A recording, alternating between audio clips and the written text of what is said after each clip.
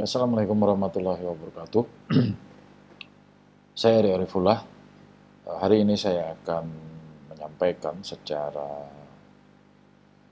online terkait materi pengantar iknologi. Sebenarnya materi ini direncanakan akan diberikan pada kuliah online di Teknik Geologi UPN pada tanggal 27, 29, dan 30. Tapi sebagai antisipasi mengingat kuliah online, misalnya melalui Zoom atau yang lainnya, itu ada resiko sinyal yang buruk sehingga mengganggu kelancaran aktivitas kuliah. Nah, pengantar iknologi ini penting bagi saya dengan beberapa alasan. Yang pertama itu adalah data iknofosil itu masih belum dianggap penting.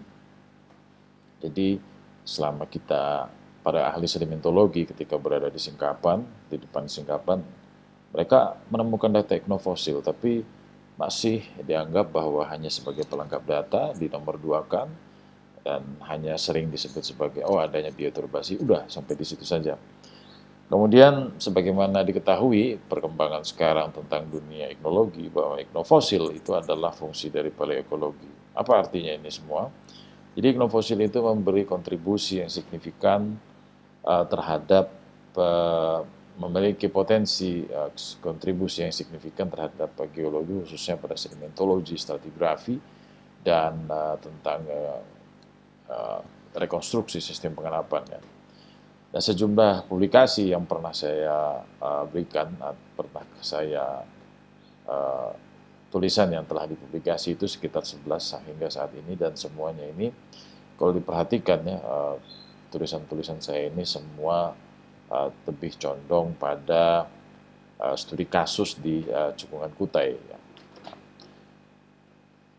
Nah, kemudian pertanyaannya adalah terkait dengan iknologi ini apa, mengapa, di mana, dan bagaimana. Pertanyaan ini mungkin untuk menjawabnya itu lebih baik kita learning by doing. Ya. Namun karena ini sifatnya hanya pengantar, maka saya akan memberikan semacam kisi-kisi atau bagaimana kita menyikapi atau menghadapi ketika menemukan iknofosil di dalam singkapan maupun inti batuan atau core. Ya.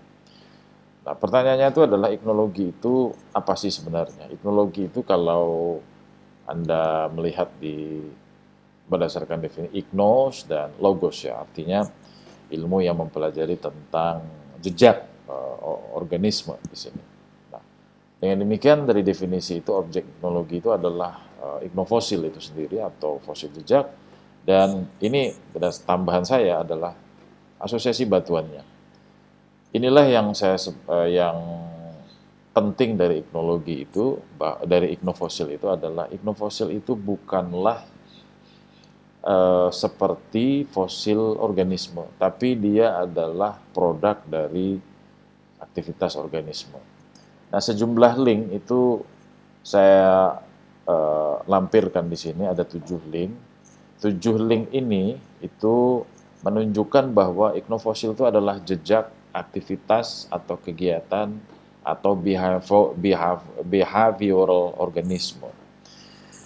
Apa arti ini semuanya? Kalau kita berbicara aktivitas, kegiatan, behavioral organisme, maka di sini mencakup satu, apa saja kegiatan organisme? Satu, berburu. Yang kedua, berkembang biak. Yang ketiga, mencari makan. Yang keempat, bermigrasi atau berpindah dari satu titik ke titik lainnya. Atau memancing, membuat atau aktivitas itu terkait dengan bagaimana membuat perangkap untuk menangkap mangsanya. Jadi iknofosil itu sangat bervariasi kalau kita merujuk bahwa iknofosil adalah jejak aktivitas kegiatan behavioral organisme. Silakan Anda melihat dalam link yang saya lampirkan ini, dan saya harap ini mudah-mudahan berguna buat Anda, ya. Nah, berikut itu saya coba tunjukkan salah satu efek terhadap substrat. Dalam hal ini adalah saya memberi contoh adanya dalam tanda kutip perlapisan, ya, perlapisan misalnya ini perlapisan yang di bawahnya ini adalah pasiran, kemudian di atasnya berupa daun-daunan. Nah, tapi secara umum kalau kita perhatikan di sini adalah ini adalah bentuk perlapisan.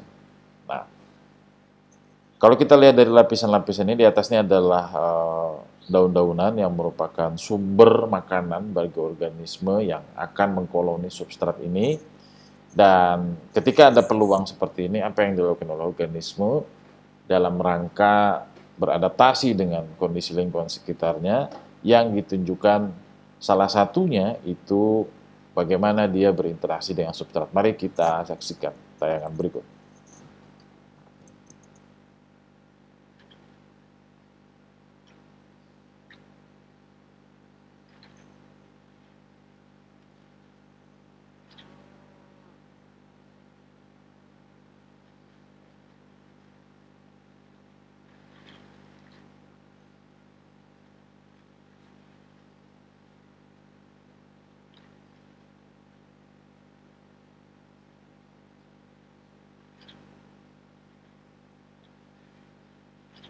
Tempat tinggal, ya. Apakah kita tidak tahu apakah dia tinggalnya sementara ataupun hanya sekedar untuk mencari makan, ya. Jadi tadi kita lihat daun-daun dibawa masuk ke dalam substrat, atau dia akan bertahan hidup di situ. Nah, kita tidak tahu. Tapi yang jelas di sini kita melihat bahwa trace fosil itu adalah bentuk aktivitas organisme, salah satunya untuk tinggal, yang kedua untuk makan. Nah, jika kita perhatikan gambar tadi juga terlihat bahwa ada ukuran tertentu dari trace fosil tadi yang dibuat oleh organisme tadi, itu sesuai dengan ukuran tubuh organisme itu sendiri. Dengan demikian, trace fosil itu bisa menunjukkan ukuran relatif dari organisme pembuatnya. Dalam hal ini adalah cacing tadi. Kemudian kalau kita perhatikan juga bahwa ada pada kedalaman tertentu, mari kita ulangi ya, mungkin ini mudah-mudahan apa namanya, nah ini, nah, kalau kita lihat tadi di sini, ya, kita bisa melihat bahwa organisme itu cenderung lebih banyak membuat atau menghasilkan jejak-jejaknya itu pada interval pasir yang berwarna gelap ini. Mengapa ini bisa terjadi? Salah satu yang saya ketahui itu adalah bisa jadi di level-level atas ini oksigen masih cukup bagi organisme untuk mengkoloni di sini. Nah, tapi di bawah sini mungkin dia tidak terlalu intens akibat jumlah oksigen itu tidak sebanyak yang berada di atas. Namun dari semua aktivitas organisme tersebut, kita melihat satu kenampakan umum di sini secara sedimentologi begitu penting. Coba kita perhatikan ini. Kalau kita lihat bahwa tekstur sedimen ini sudah berubah. Ini warnanya lebih terang, tapi kalau karena adanya aktivitas organisme dia menjadi terang. Ini menjadi gelap. Dari mana ini asalnya? Bisa jadi hasil dari bagaimana organisme itu merombak substrat, atau dia membawa material-material itu dari atasnya dimasukkan ke dalam substrat ini. Dengan demikian semakin jelaslah bahwa organisme itu adalah agen penting dalam menentukan mulai dari tekstur substrat ini, mulai dari ukuran butir, bahkan dia bisa merombak habis struktur sedimen yang ada. Nah, dengan demikian,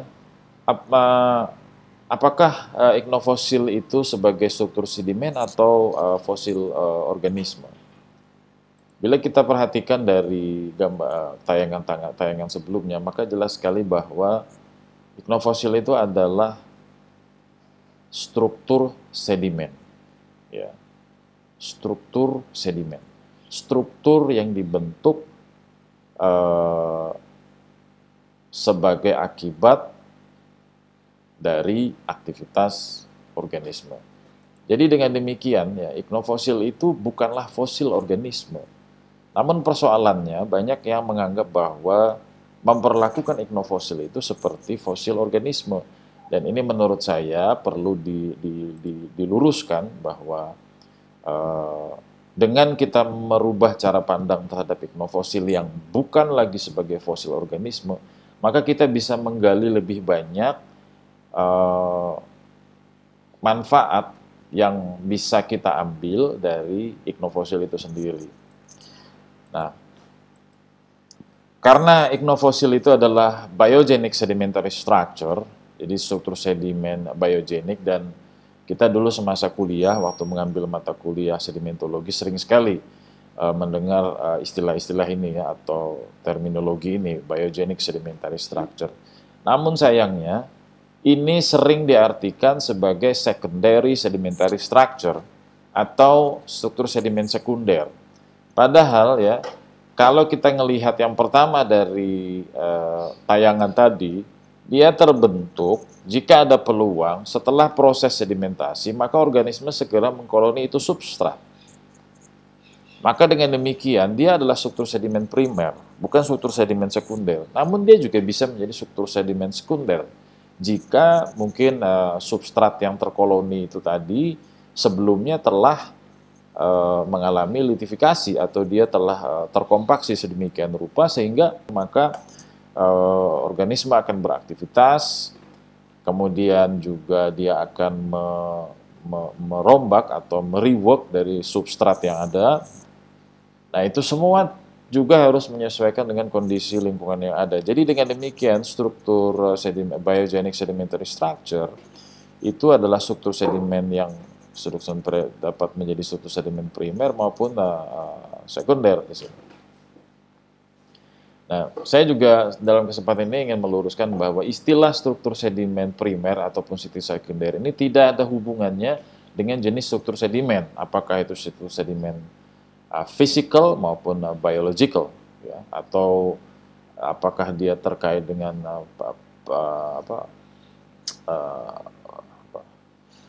physical sedimentary structure maupun biogenic sedimentary structure. Tapi kita berbicara timing di sini. Sekali lagi saya tegaskan bahwa struktur sedimen primer adalah struktur sedimen yang terbentuk setelah atau sesaat proses sedimentasi. Sedangkan sekunder itu adalah setelah proses sedimentasi, dan pada umumnya kondisi sedimen saat itu adalah sudah cenderung lebih terkompaksi. Ya, dia sudah tidak lagi menjadi substrat, sudah tidak lagi menjadi sedimen, ya, tapi sudah lebih keras sifatnya.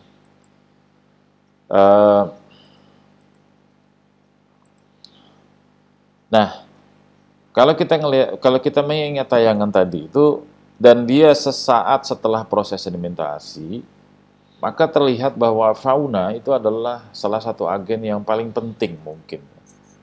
Kita melihat tadi saya setelah katakan bahwa organisme itu telah merombak struktur sedimen yang ada, merombak ukuran butir, merombak membawa material-material asing masuk ke dalam substrat. Nah, hal ini telah dipelajari oleh seperti Daples, Morse Cruton di Delta Mississippi, ya, sedimen-sedimen di Delta Mississippi, kemudian Allen itu di Nigeria. Mereka semua sepakat bahwa fauna adalah salah satu agen yang paling penting, ya, dalam membentuk kemas terakhir.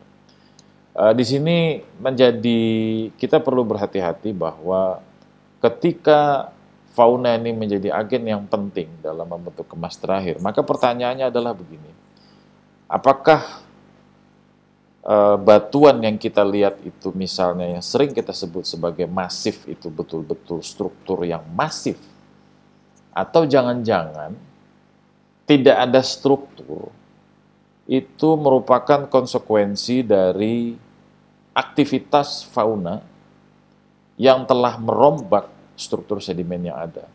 Dengan demikian, dengan pengantar iknologi ini mungkin dapat memberi pencerahan kepada Anda semuanya bahwa ketika kita melihat struktur yang masif itu jangan-jangan kita sedang berhadapan dengan batuan sedimen yang sebelumnya ada struktur sedimen dan kemudian dirombak oleh organisme, maka dia menjadi masif. Itu harus menjadi pertimbangan penting di sini. Nah, kemudian hasil dari rombakan dari sedimen-sedimen tadi seperti dalam tayangan sebelumnya, itu kalau dalam batuan itu terjadinya seperti ini yang bisa kita lihat. Pertama, yang bisa kita lihat di sini ini adalah ya, di bawah ini misalnya, bisa jadi ini pada awalnya dia adalah perselingan antara batu pasir dan batu lempung. Mungkin di atasnya ini lebih dominan pasir. Jadi dengan demikian cycle-nya adalah menebal ke atas. Nah, namun kalau dilihat dari gambar ini di bagian bawah ini yang berwarna gelap ini lebih didominasi oleh lempung yang berwarna gelap. Dan saya meyakini dari tekstur dari iknofosil yang ada ini, jejak-jejak ini, hewan binatang-binatang atau fauna yang telah masuk atau mengkoloni substrat ini sebelum menjadi batuan, dia telah merombak struktur sedimen yang ada di bawah sini. Dengan demikian bahwa kita terkesan melihat ini adalah lentikular. Ya. Padahal sebelumnya pada saat proses sedimentasi oleh proses fisikal, ada proses dalam hal ini saya sebut sebagai proses pasang surut. Ini bukan lentikular tapi flasher. Ya. Bukan lentikular tapi flasher. Tapi karena aktivitas organisme bisa jadi flasher dirombak habis menjadi lentikular. Atau bahkan dia membawa pasir-pasir dari atas ini membentuk struktur sendiri seperti ini. Nah, akhirnya yang terjadi apa? Wavy, struktur wavy. Jadi adanya perselingan lamina-lamina pasir kemudian dengan lempung. Nah, inilah yang penting perlu dipertimbangkan ketika kita melihat sedimen yang telah dirombak oleh organisme. Skema Bocher dan Drosser ini mungkin bagus ya untuk menjadi bahan pertimbangan. Seperti di atas ini kita menyebutnya indeks bioturbasi itu 2, 3, dan 4. Apa arti ini semuanya ini? Semakin tinggi nilai indeks bioturbasi itu artinya bahwa struktur sedimen physical sedimentary structure, dalam hal ini misalnya cross bedding, lentikular yang terbentuk karena arus traksi, suspensi itu sudah dirombak menunjukkan derajat rombakan oleh organisme. Dengan demikian semakin tinggi indeks bioturbasi maka rombakan organisme terhadap struktur sedimen itu semakin besar. Ya. Berikutnya adalah, ini bagi saya begitu penting ya dalam iknologi. Iknofosil itu pada dasarnya adalah fungsi ekologi dan paleoekologi. Ini sudah saya sampaikan di awal tadi, sebagai alasan bahwa mengapa iknologi ini perlu untuk dipelajari lebih lanjut. Jika kita melihat definisinya, maka paleoekologi atau ekologi itu sendiri, ya. Kalau ekologinya itu artinya adalah ilmu yang mempelajari interaksi interorganisme, jadi antar organisme itu sendiri, dan atau garis miring atau interaksi antara organisme dengan lingkungan sekitarnya, ya. Kalau kita bicara paleoekologi berarti adalah ilmu yang mempelajari ekologi purba. Ya. Namun paleoekologi ini itu perlu dicatat bahwa dia adalah bagian penting dari geologi ya. Oleh karenanya itu para ahli paleoekologi itu dia mempelajari perkembangan paleoekologi dari waktu ke waktu dalam skala waktu geologi ya. Penting juga untuk disadari bahwa paleoekologi itu karena iknologi itu adalah fungsi paleoekologi, maka ekologi sebagaimana kita ketahui ya, dia ilmu yang mempelajari interaksi antara organisme dengan lingkungan sekitarnya, dan kata kunci di sini kalau dilihat dari definisi adalah their environments, artinya lingkungan. Ini lingkungan ini melibatkan apa? Itu melibatkan jenis substrat, melibatkan lingkungan sekitarnya itu suhu atau temperatur, kemudian kimia air, atmosfer, jumlah kadar oksigen, ya, kemudian tingkat kestabilan substrat. Bahkan kalau kita berbicara tentang interaksinya terhadap organisme, itu kita berbicara simbiosis, berbicara tropics general, kita bicara rantai makanan, kemudian kompetisi. Jadi banyak ini, ya. Oleh karenanya, jika iknologi adalah fungsi dari paleoekologi, maka wajar saja jika iknologi itu memberi kontribusi yang nyata terhadap satu sedimentologi, ya. Nah, jadi iknologi ini bisa memberikan sedimentologi dalam hal ini adalah yang pertama, proses sedimentasi dalam hal ini apakah itu traksi maupun suspensi. Ya. Iknologi bisa membantu dalam hal ini kita mengamati secara detail terkait dengan iknofosil. Kemudian dengan stratigrafi.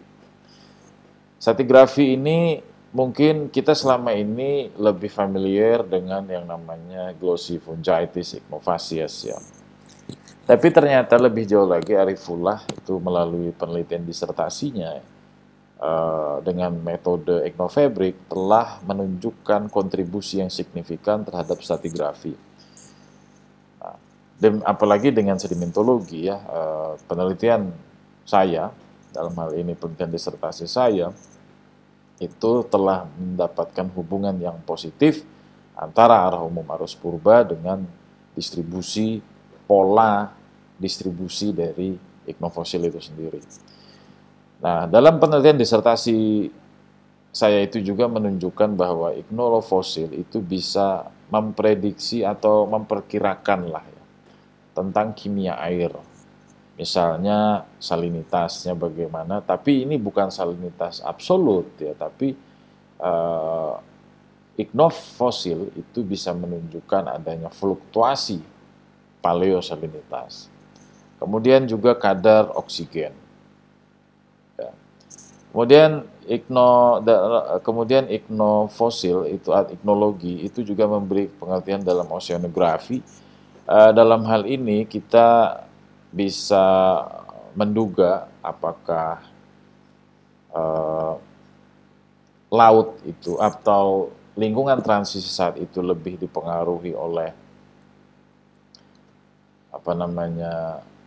suplai makanan atau energi sedimentasi, ya, atau lebih dipengaruhi oleh naik turunnya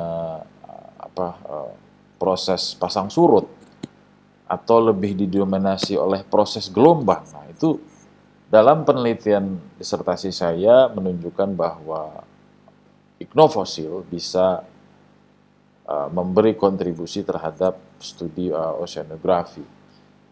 Penelitian terhadap geobiologi juga bisa diperoleh dari studi iknologi, misalnya tentang paleokomunitas, ya. Apakah organismenya itu sebagai epibentik atau di lebih ke dalam atau endobentik, ya.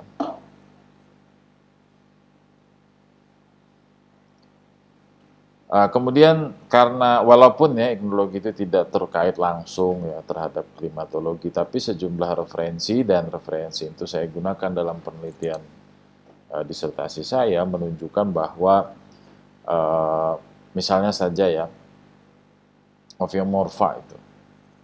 Nah, Ophiomorpha dengan dindingnya yang berupa fragmen-fragmen itu banyak yang teroksidize. Nah, kemudian menurut, ya saya tidak meneliti klimatologi secara langsung, tapi berdasarkan rujukan melalui data teknologi yang saya punya, besar kemungkinan bahwa iknofosil yang hadir di daerah misalnya di Cekungan Kutai itu menunjukkan bahwa iklim yang sifatnya itu tropis. Nah, tapi klimatologi ini juga bisa diambil dari, kita bisa melihatnya mungkin dari oceanografi, kesimpulan terkait oceanografi dari data teknologi.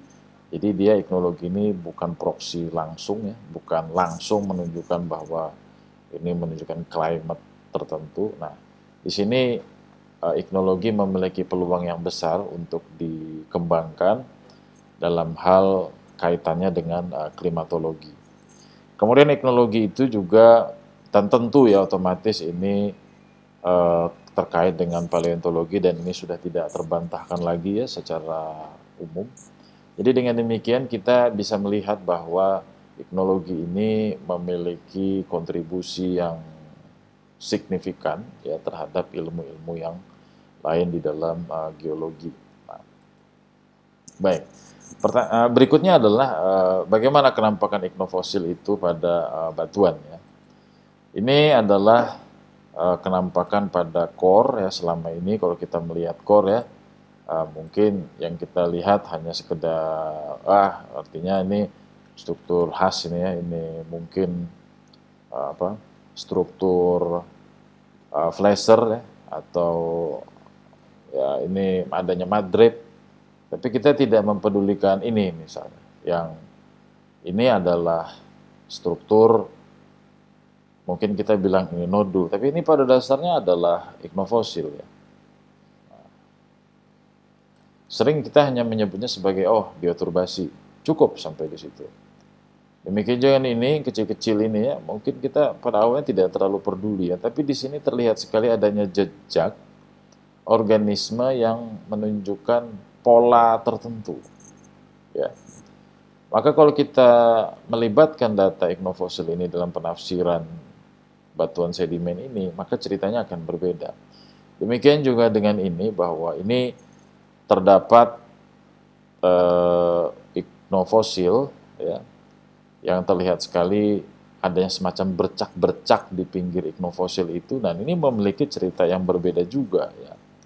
Nah, jadi dengan demikian bahwa iknofosil itu memiliki, jika kita mengoptimalkan data ini dan mengintegrasikannya dengan data yang lain, maka penafsiran kita dalam hal ini terkait dengan sistem pengendapan, maka ceritanya itu akan lebih kaya gitu ya.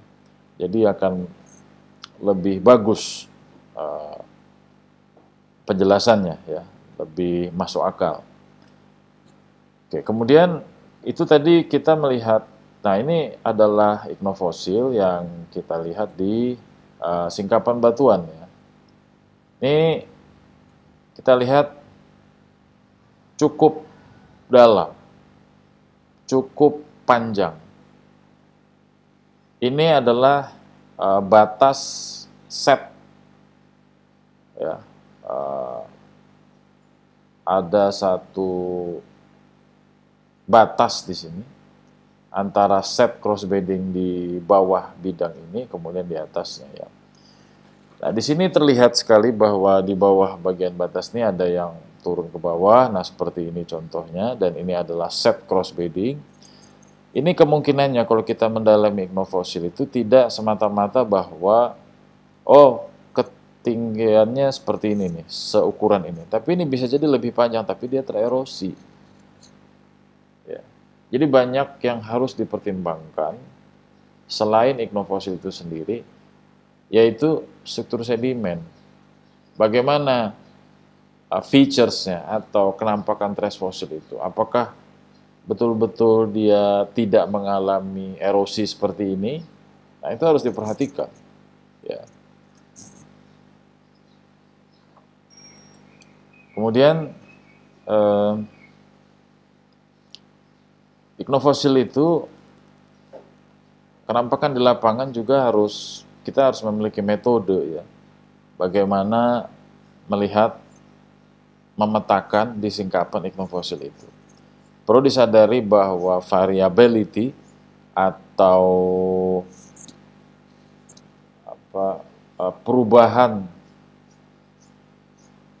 variasi secara lateral itu sering terjadi ya dalam hal di dunia iknofosil. Bisa jadi saya ambil contoh di gambar ini, iknofosil di sini intensitasnya lebih tinggi daripada yang di sebelahnya. Atau intensitasnya sama tapi jenis atau bentuk dari iknofosil itu berbeda. Nah, ini perlu penyikapan-penyikapan. Nah, dalam gambar A ini saya mencoba untuk membuat grid di singkapan. Dengan demikian kita setiap grid ini memiliki ciri khas yang terkait dengan iknofosil. Misalnya grid ini itu memiliki indeks atau intensitas bioturbasi lebih tinggi daripada yang di kanan, dan seterusnya. Nah, dengan demikian kita bisa menarik kesimpulan-kesimpulan bahwa ada sesuatu, kesimpulan awalnya itu begini, proses sedimentasi mungkin secara umum ini relatif seragam. Ini tersusun oleh cross bedding dengan skala yang cukup besar. Namun, iknofosilnya intensitasnya berbeda. Maka pertanyaan yang muncul adalah mengapa? Mengapa itu bisa terjadi? Faktor apa? Nah, paling tidak kita bisa menjawab bahwa begitu kompleks kondisi lingkungan ketika terbentuknya batu pasir cross bedding ini. Nah, selain adanya proses sedimentasi, ada kondisi lain yang mengontrol hingga variasi intensitas hingga terjadinya variasi intensitas iknofosil di dalam lapisan batu pasir ini.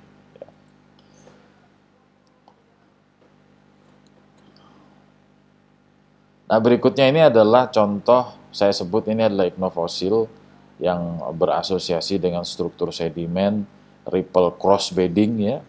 Di sini ada lempung yang berwarna gelap ya, yang tentu ini kayak akan material organik tentunya. Ya. Ini ripple cross bedding. Kalau kita melihat bulat seperti ini, dan kita perlu menyadari ya, ini sekedar penting untuk Anda pahami bahwa tres fosil itu sering kita saksikan tuh bentuknya bulat seperti ini. Nah, kita bayangkan ini sebagai tabung. Maka kita juga bisa menduga kan bahwa tabung ini cenderung horizontal kah, atau horizontal artinya mengarah kepada kita atau menjauh kepada kita, seberapa ataukah dia ini vertikal terhadap bidang singkapan ini. Atau gini, gampangnya apakah iknofosil ini, tabung iknofosil ini, atau yang sering disebut dengan burrow ini, tegak lurus terhadap bidang singkapan ini, atau dia relatif sejajar dengan bidang singkapan ini. Nanti akan saya tunjukkan cara mudahnya, walaupun ini sudah bisa kita tebak ya, bahwa iknofosil ini jelas tegak lurus terhadap bidang singkapan.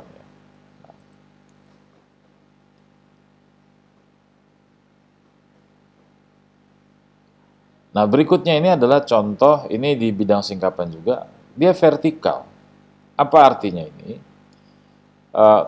Kita melihat bahwa iknofosil ini berbentuk tabung, ya, atau yang sering disebut burrow. Jika ini bidang singkapan, maka orientasi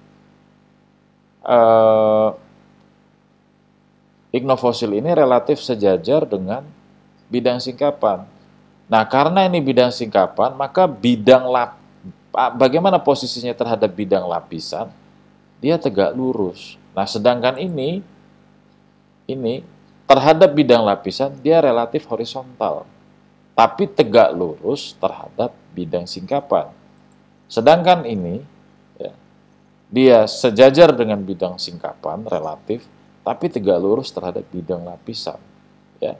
Jadi ini penting Anda itu mampu membayangkan secara 3 dimensi. Karena tuntutan iknofosil itu adalah Anda atau ahli geologi itu dapat membayangkan bagaimana bentuk 3 dimensinya dari iknofosil ini.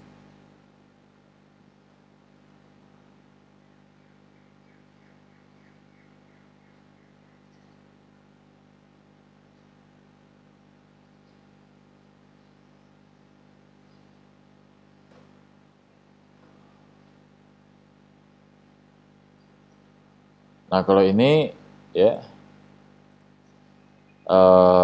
bentuknya vertikal ya, sederhana. Tentu kalau kita ngelihat dari posisi singkapan seperti ini, bahwa iknofosil ini berarti tegak lurus terhadap bidang lapisan. Ya.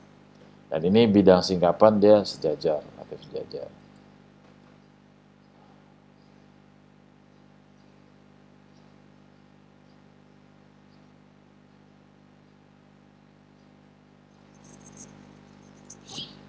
Nah, ini sama juga ya, ini kalau kita perhatikannya ini bidang lapisan, ini saya ambil di sebelah sini. Nah, ini ingat, ini adalah laminasi sejajar ya. Jadi kalau kita lihat bahwa ini horizontal terhadap relatif sejajar terhadap bidang laminasi ini ya.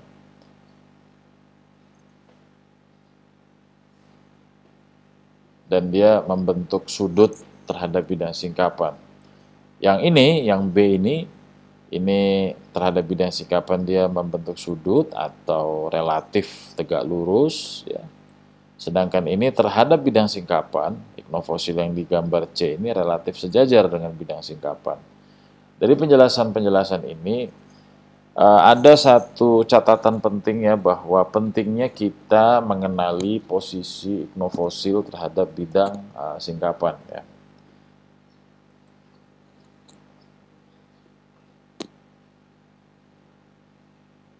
Nah, ini adalah contoh yang pernah saya lakukan ya, bahwa ini adalah bidang singkapan, menunjukkan bahwa tres fosil itu tersingkap di bidang permukaan bidang lapisan ya. Cukup intens di sini.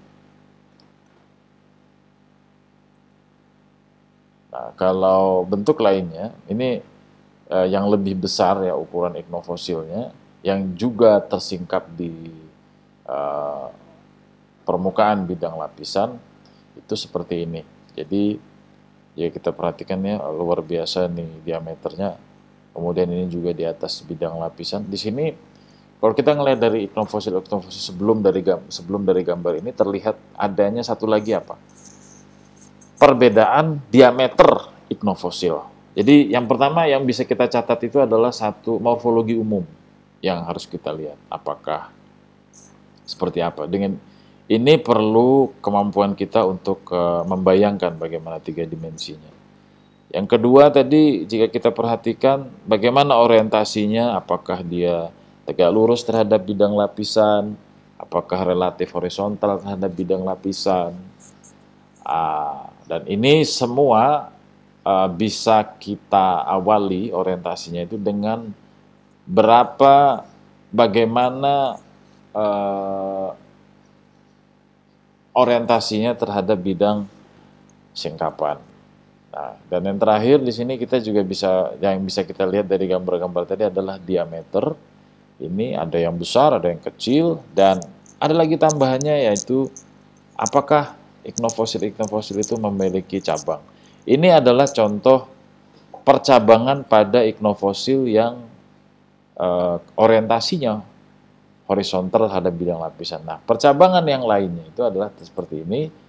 Nah, dia tegak lurus terhadap bidang lapisan, tapi juga membentuk percabangan. Nah, dengan demikian, itu bagaimana mengidentifikasi iknofosil di lapangan. Yang pertama, kita harus melihat morfologi umum, orientasi terhadap bidang lapisan, ada tidaknya percabangan, dan ini mungkin akan saya jelaskan sambil jalan ya. Nah, yang namanya burofil, isi buronya seperti apa, kemudian ada tidaknya burrow lining atau dinding. Nah, ini skema yang saya ambil dari Ekdel dan kawan-kawan tahun 1984. Ya. Biasanya kalau di dalam singkapan seperti ini kelihatannya, dia ada yang memanjang, ada yang bulat, ada yang lonjong.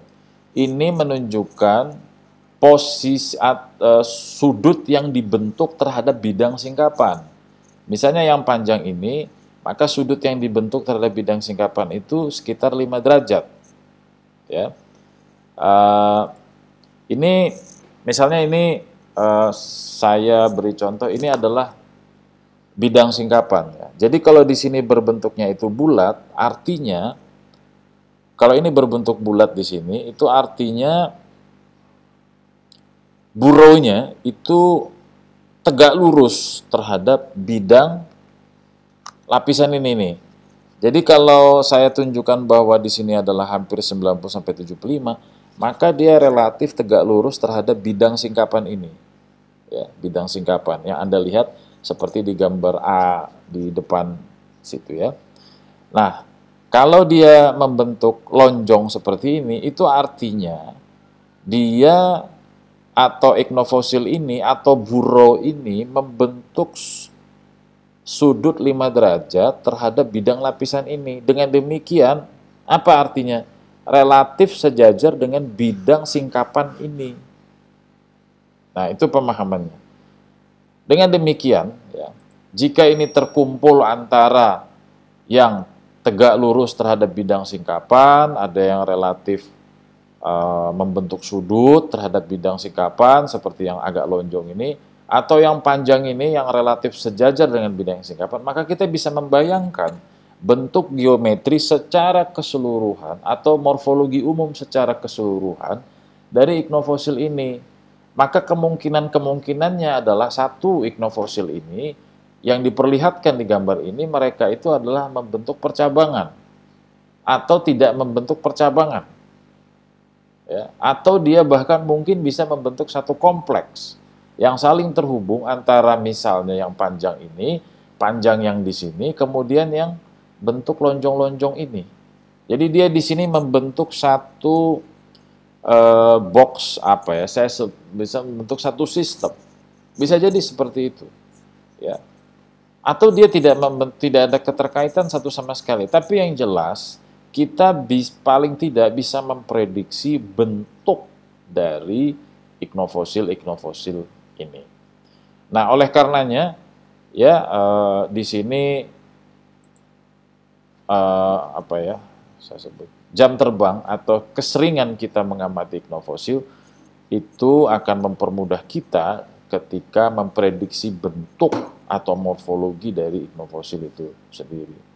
Dan itu bisa kita bandingkan dengan buku referensi ichnologi yang ada ya.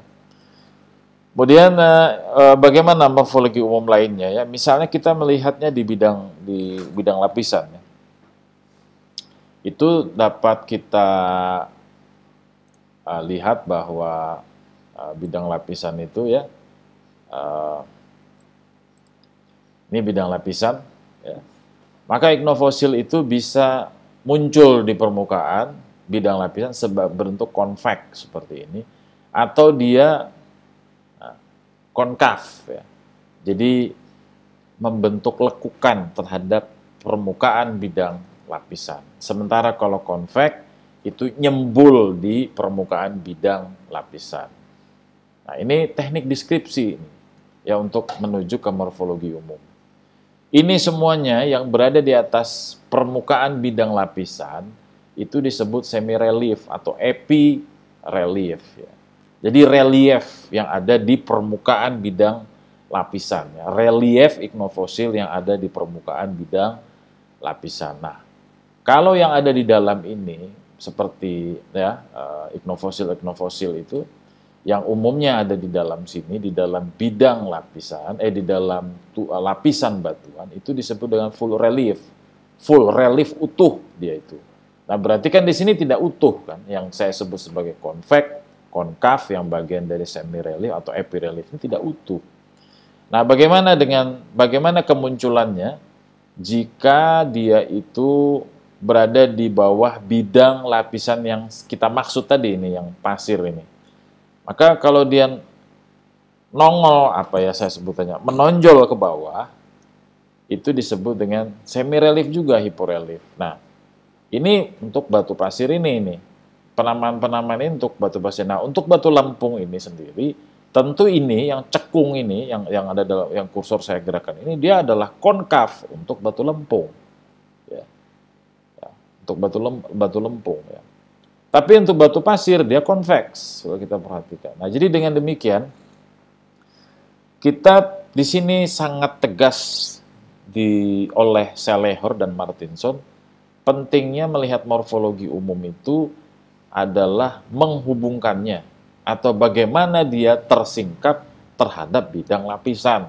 Apakah sebagai full relief, apakah sebagai semi relief, epirelief misalnya, semi relief yang hiporelief, ya itu penting di situ. Nah, jadi kalau dalam tahap ini yang terpenting itu adalah bagaimana kita bisa mendeskripsi bagaimana ichnofosil itu terawetkan dalam pada lapisan batuan. Ya. Nah, kemudian di sini ini adalah contoh-contoh ya, seperti dalam gambar ini. Perlu lebih besar ya. Ini contoh kepiting ini ya, kepiting ini. Jadi kepiting ini, kepiting yang ini nih, kepiting, dia bisa membentuk epirelief tadi ya di permukaan, juga bisa membentuknya sebagai hiporelief ya. Jadi semua itu tergantung dari sudut pandang apa yang bisa kita lihat ya,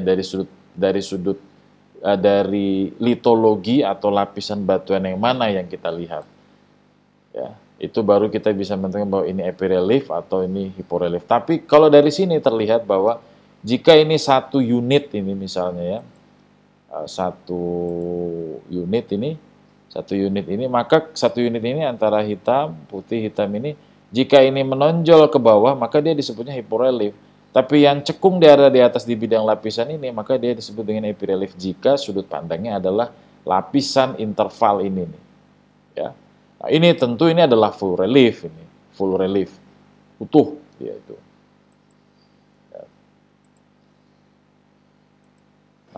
Nah, idealnya ya ichnofosil itu bisa kita kenali seperti ini idealnya. Tapi saya yakin jarang sekali kita bisa mendapatkan bentuk utuh seperti ini, bentuk dari 3 dimensi ya dari tres fosil itu. Kita sangat jarang bisa mendapatkannya. Nah, namun yang paling mungkin yang kita lakukan itu adalah bentuknya itu yang paling mungkin itu dengan cara memprediksi melalui skema yang diperkenalkan oleh Ekdel dan kawan-kawan tahun 1984 tadi. Ya.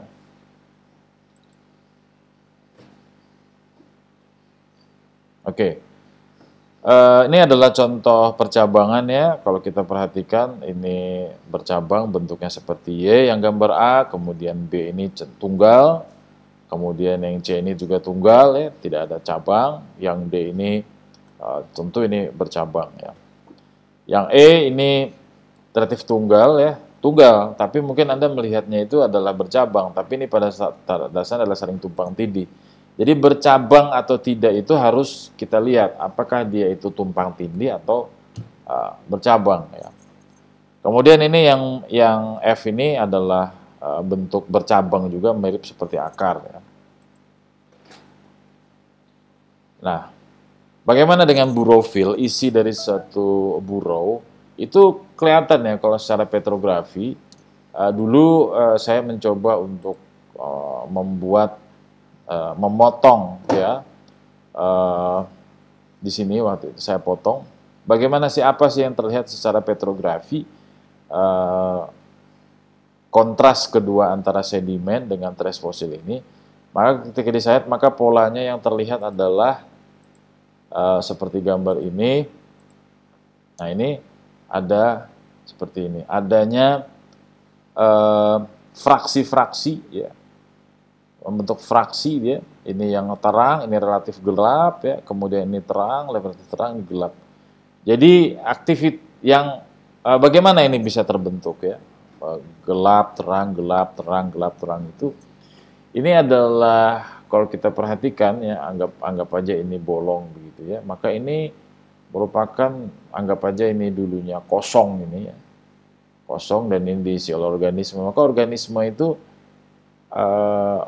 membuat struktur seperti ini memiliki maksud ya. Misalnya mungkin organisme itu bergerak ke atas, dia sambil melumat makanan ya, melemparnya ke belakang ya, kemudian terus membentuk seperti ini, atau yang hitam ini adalah campuran material organik dari vesselnya organisme itu. Nah, jadi ini perlu penelitian lebih lanjut ya, tapi yang jelas struktur laminae dari internal burrow ini atau burrowfil ini itu terlihat di bagaimana polanya ada di petrografi seperti ini ya. Ini yang bioturbasi yang telah terbioturbasi. Namun yang di dalam gambar A ini yang berwarna gelap ini itu adalah batu pasir yang tidak terbioturbasi.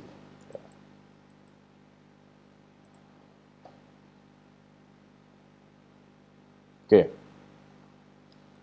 Nah, ini adalah contoh ignofosil yang tersingkap di bidang lapisan, ya, di permukaan bidang lapisan, yang disebut dengan epirelief, ya, yang C ini, yang D ini adalah full relief, yang E ini juga full relief karena dia berada di dalam lapisan, ya, full relief. Kemudian ini adalah epirelief. Kalau kita perhatikan gambar ini, ignofosil ini berada di atas bidang lapisan atau epirelief ya. Nah, di sini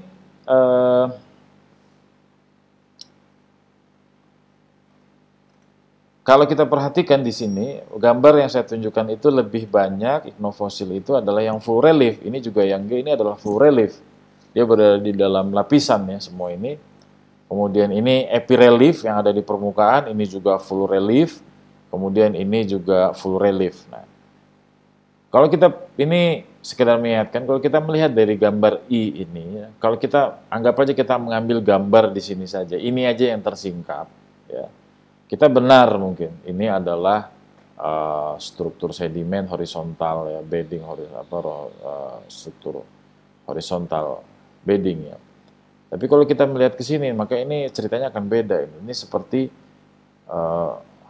lamina ini nyungsep ke bawah sini ya, nyungsep ke bawah sini.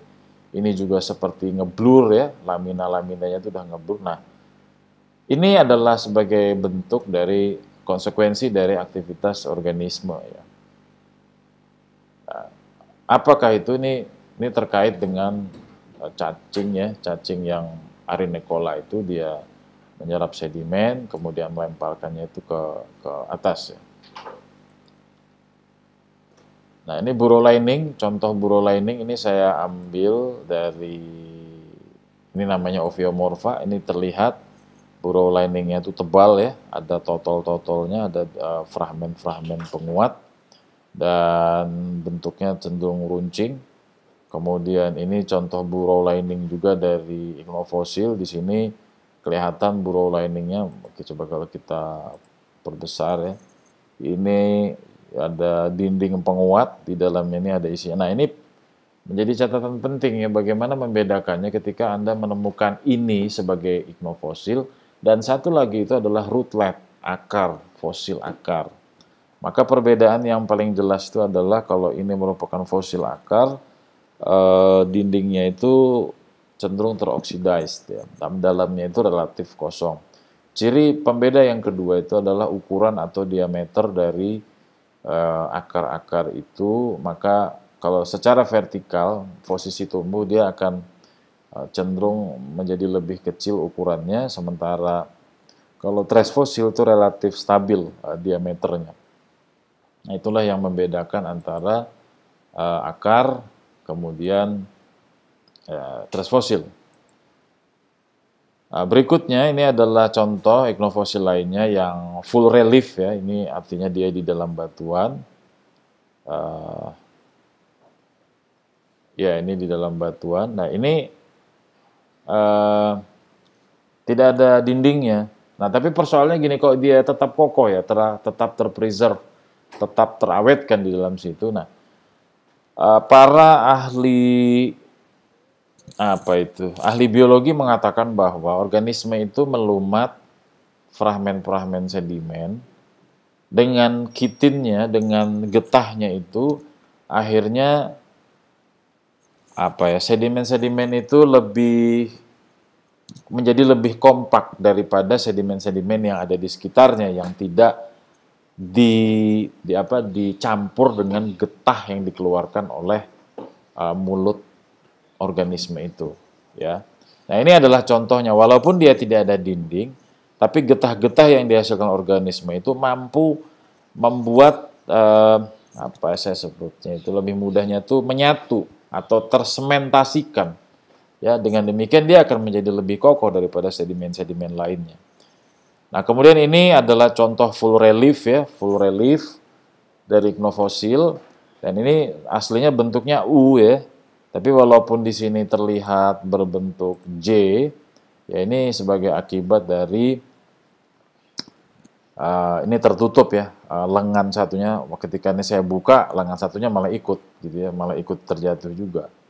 Ya, ini ada di dalam lapisan batuan, dia bentuknya itu adalah U ya, atau sering disebut dengan arenicolites ya.